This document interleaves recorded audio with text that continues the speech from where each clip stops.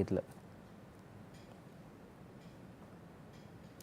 सांगली, मिरज आणि कुपवाड शहर महानगरपालिका सार्वत्रिक निवडणुकीत महायुतीमध्ये सन्मानजनक जागा न मिळाल्यानं शिवसेना पक्ष स्वतंत्ररित्या सर्व 78 जागा लढवणार असल्याचं मंत्री शंभूराजे देसाई यांनी काल पत्रकार परिषदेत सांगितलं।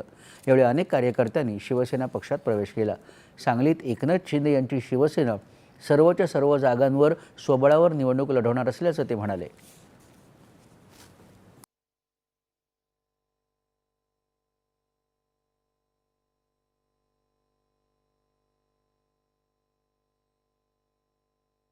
शिवसेनेचा योग्य मान सन्मान, योग्य जागा या शिवसेनेला मिळाल्या पाहिजेत, परंतु तसं होताना दिसत नाही किंवा तसं झालेलं नाही।